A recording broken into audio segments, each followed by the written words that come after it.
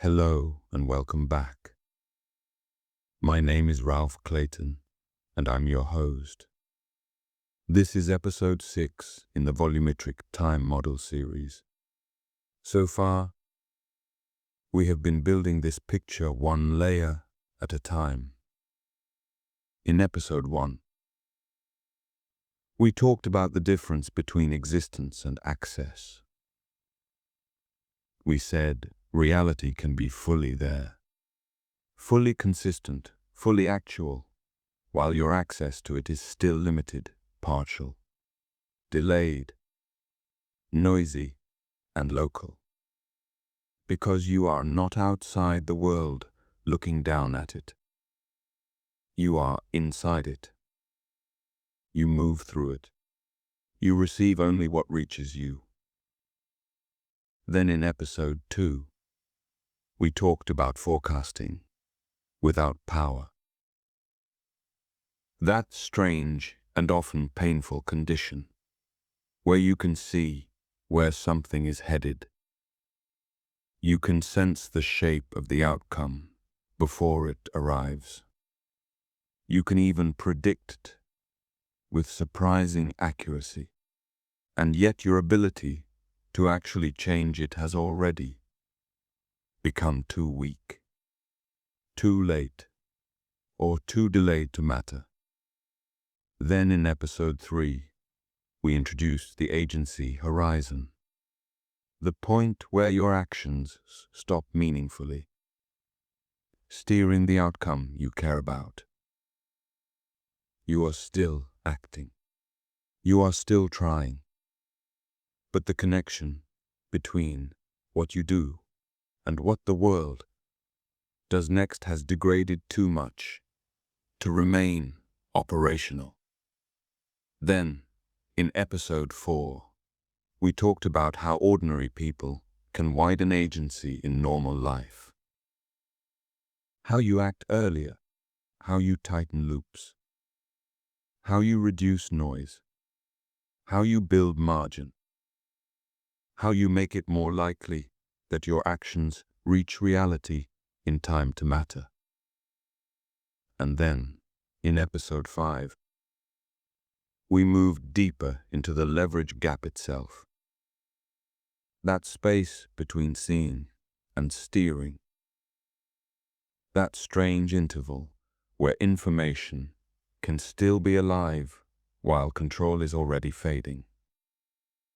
That mattered because it helped us stop treating prediction and power as if they were the same thing. And that brings us to today.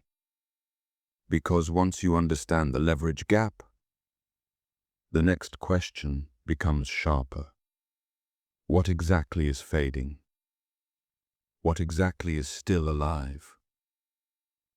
When we say that something is beyond your reach, what kind of reach are we talking about? Are we talking about the ability to observe it? The ability to influence it? Or the ability for the process itself to keep holding together? Those are not the same thing.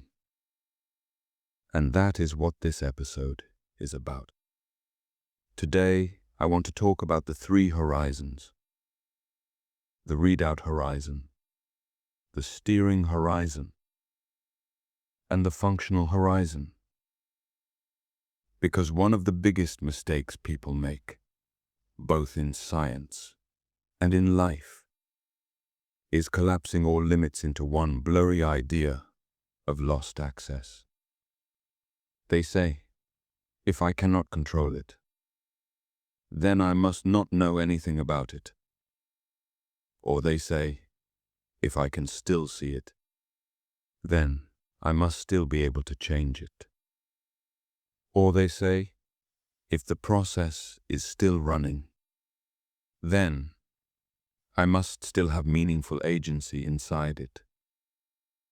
But those are 3 different claims, and they need to be separated. That separation matters a lot, because the moment you separate them, the map gets clearer. You stop asking one vague question. Do I still have access? And you start asking three better questions. Can I still read what is happening? Can I still steer what is happening? And can the thing itself still continue in a stable form? Those are very different questions. And a lot of confusion disappears the moment you stop mixing them together. So let's start with the first one. The readout horizon. The readout horizon is the point beyond which you can no longer extract usable information about a state, a process, or an outcome through the channel available to you. That sounds technical, but the intuition is simple. There are situations where something is still real, still happening, still structured, but the traces reaching you become too weak, too distorted, too delayed, or too incomplete for practical readout. The signal is not necessarily gone from reality. It is gone for you. That distinction matters. A thing can exist without being legible. A pattern can persist without being readable. A process can continue without yielding. A usable signal through your local channel. And we know this from ordinary life all the time. Sometimes a person is already changing, but the signs reaching you are faint and ambiguous. Sometimes a market is already deteriorating, but the information reaching you is scattered and delayed. Sometimes a health problem is already underway, but what reaches awareness is vague, indirect, and easy to dismiss. The problem is not that nothing is there. The problem is that what is there is not clearly reaching you, or no longer clearly reaching you. That is readout. And readout matters because you cannot respond clearly to what you cannot reliably read. Now here is the important part. Readout is not the same thing as steering. Just because you can no longer clearly extract information from something does not mean you never could influence it. And just because you can still read something does not mean you can still change it. That leads us to the second horizon, the steering horizon. This one should already sound familiar. The steering horizon is the point beyond which your interventions stop having meaningful, causal leverage over the outcome you care about. The world may still be visible. The process may still be running. The signals may still be arriving. But your own input no longer couples strongly enough to redirect the path. And this is where a lot of human frustration lies. Because this is the horizon people feel in their bodies. They say, I can see it happening. I know what this is becoming. I can describe the pattern very clearly. And yet, I cannot get enough traction to move it. That is not always ignorance. That is not always confusion. And it is not always weakness. Sometimes it is a real structural loss of leverage. That matters. Because it means clarity is not the same thing as control. Awareness is not the same thing as reach. Recognition is not the same thing as power. That is one of the deepest points in this whole framework. Now let's go to the third horizon, the functional horizon. This is different again. The functional horizon is not mainly about whether you can read a process or steer it. It is about whether the process itself can still continue in a coherent, viable, operational form. In plain language, this is the line where the thing breaks down, where it stops holding together, where instability, collapse, saturation, or failure becomes dominant. And again, this matters because it is not the same as the other two. A process can remain functional even after your ability to steer it has faded. That is one reason forecasting without power is possible.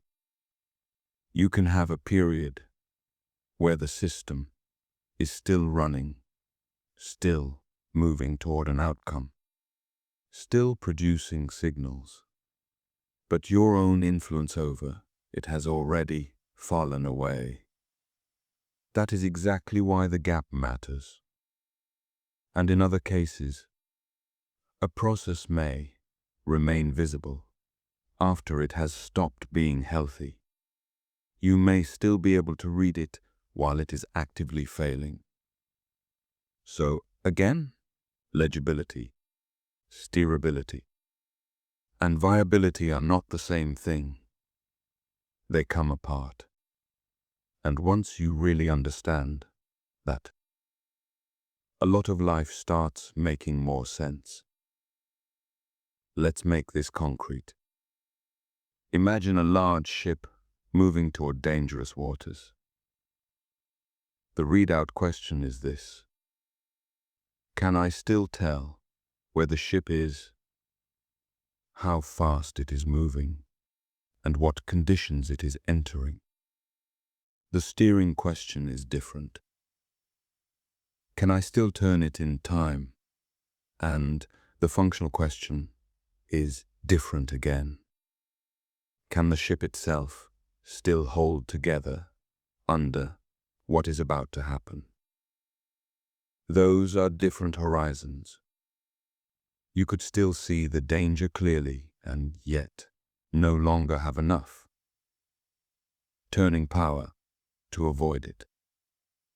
You could still have turning power in principle.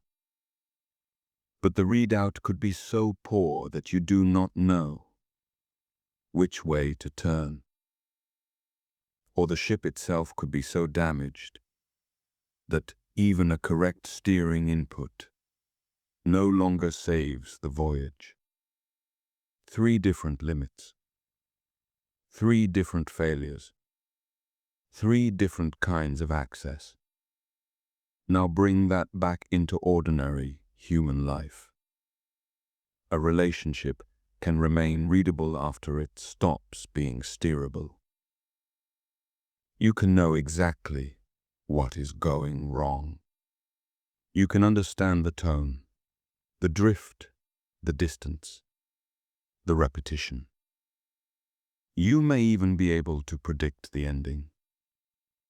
And yet your interventions arrive too late, too weakly, or into too much accumulated momentum to change the direction. At the same time, the relationship may still be functionally running for a while. People are still talking, still texting, still meeting up, still maintaining the shell. So from the outside, it looks alive. But the steering horizon may already have passed. Or take personal health. Sometimes the body is still sending readable signals. Fatigue, friction, poor recovery, elevated stress, instability. So readout is still alive. But people do not act, or they act too late, or the interventions are too weak. Then the steering horizon closes, and after that, the process can continue for a while, drifting toward breakdown, until eventually the functional horizon arrives, and the whole thing becomes a crisis.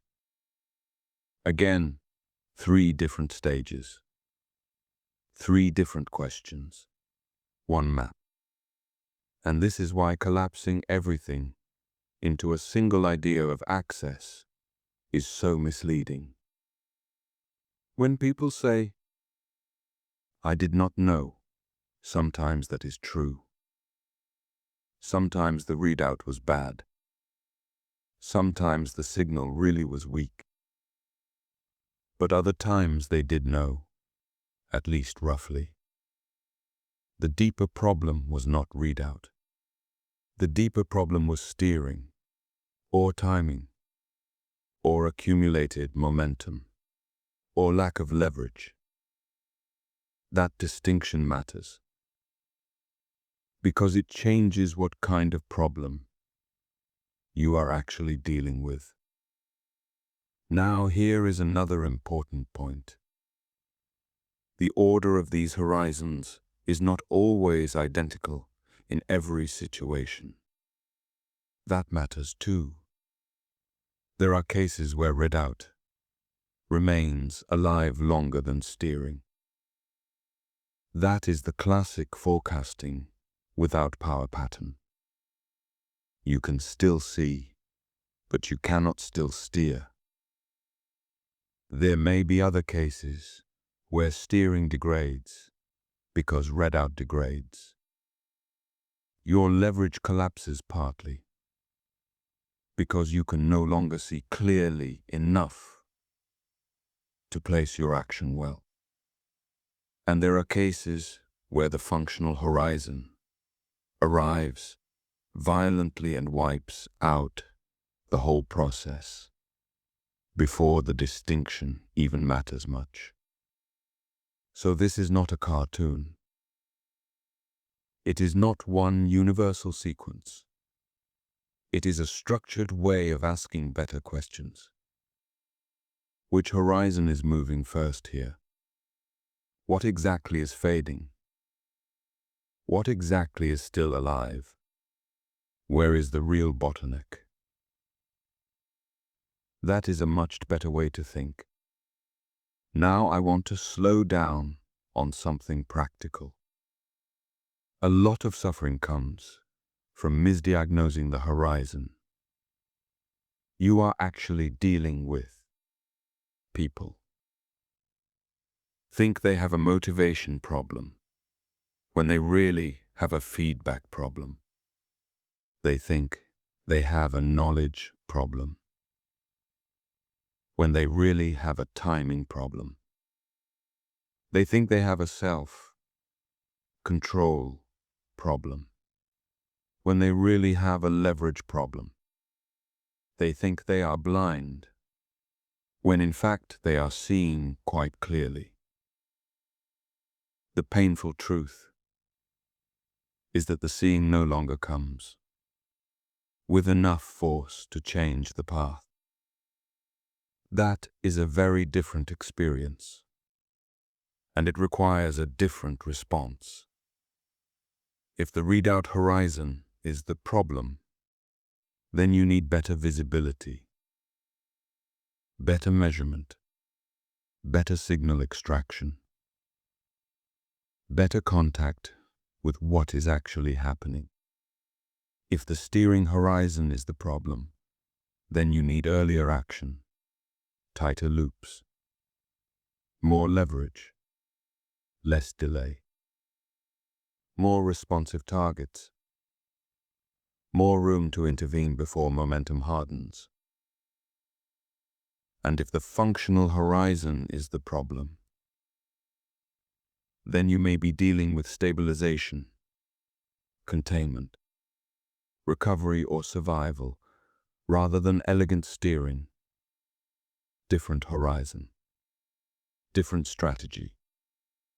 And this is one reason the framework matters. It helps you stop using one tool for every kind of failure. Now let's zoom back out. One of the deepest themes in this whole series is that existence is not enough. It is not enough for something to simply be there in the full structure of reality. What matters for an embedded observer is whether it becomes accessible. In what form? At what delay? Through what noise? And with what degree of leverage? That was true in episode 1. It was true in forecasting without power. It was true in the agency horizon. And it is still true here. The 3 horizons are really 3 different ways of asking what kind of access still survives. Read out access, steering access, functional access. Can I still know? Can I still change? Can the things still continue?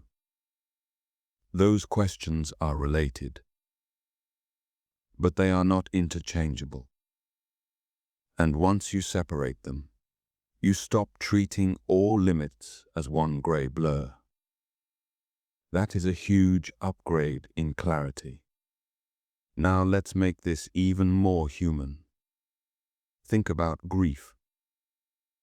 There are moments in life when something has not fully ended yet, but you already know where it is heading. The signal is there. The shape is there. The readout is there. You can feel the contour of the future, but your ability to steer it back has already faded. That is one of the reasons people often feel haunted before a loss fully arrives. Not because they are irrational, not because they are melodramatic, but because readout and steering have come apart. The information arrives while the power is already disappearing. That is a brutal asymmetry, but it is a real one. And once you understand it, a lot of experiences stop feeling mysterious. The same applies to projects, to friendships, to health, to money, to institutions, and even to large historical situations. Sometimes a society can read the direction of decline before it can steer away from it. Sometimes a team can sense the failure pattern before anyone still has enough room to reverse it. Sometimes an individual can know exactly what is happening in a loop that has already accumulated too much delay, too much debt, too much avoidance, too much inertia. That does not mean knowledge is useless. It means knowledge and leverage are separate currencies. That is one of the central truths here.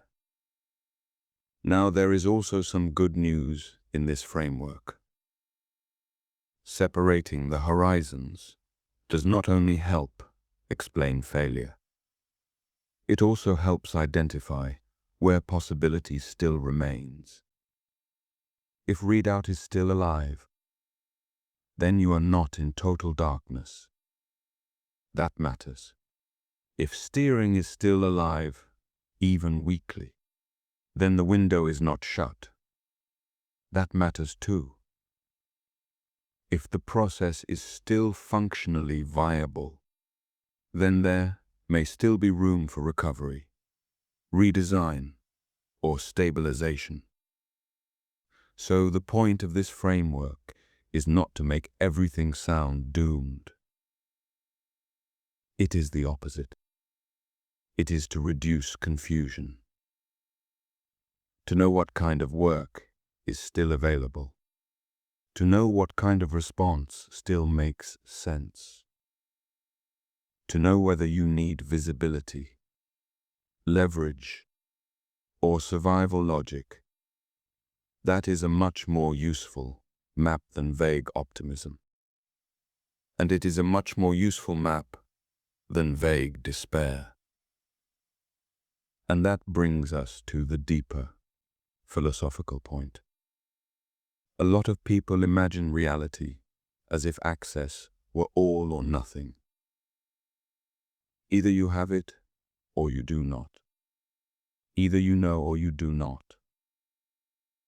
Either you can act or you cannot. But embedded life is rarely that simple. What usually happens is partial access, residual access, delayed access, asymmetric access.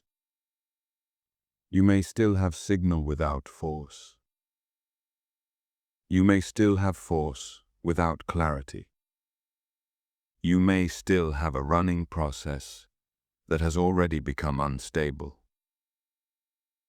This is a layered world, and embedded observers live inside layers. That is what the volumetric time model keeps trying to make visible. Not some mystical escape from limits. Not some fantasy of omniscience.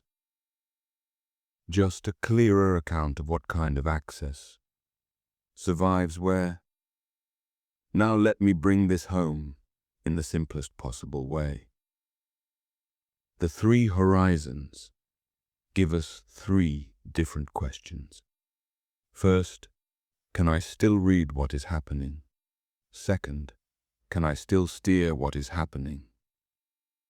Third, can the thing itself still continue in a coherent form? Those are not the same question. And life gets easier to understand when you stop mixing them together. You stop blaming yourself for lacking control in situations where the real issue is degraded leverage. You stop pretending you are powerless when the signal is still readable and the window is still open. You stop confusing collapse of one kind of access with collapse of every kind. That is a serious gain in clarity. So the lesson of this episode is this: visibility, influence, and viability are different. Read out, steering, and function are different.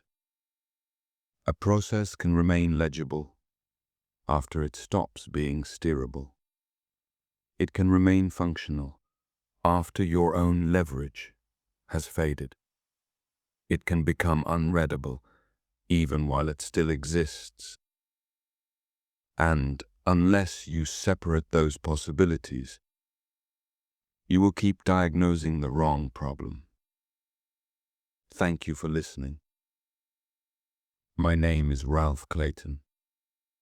This was episode 6 of the Volumetric Time Model series. And next time, we are going to push even deeper into one of the strangest implications of this framework. Because once you separate readout from steering, another question appears immediately. If direct control can fade, and if direct readout can also be bounded, then how is it possible that residual traces can still carry information at all? How can the world leave behind weak, delayed, local evidence of states you cannot directly touch? How can the past remain partially legible through the environment itself? That is what we will talk about next. See you soon.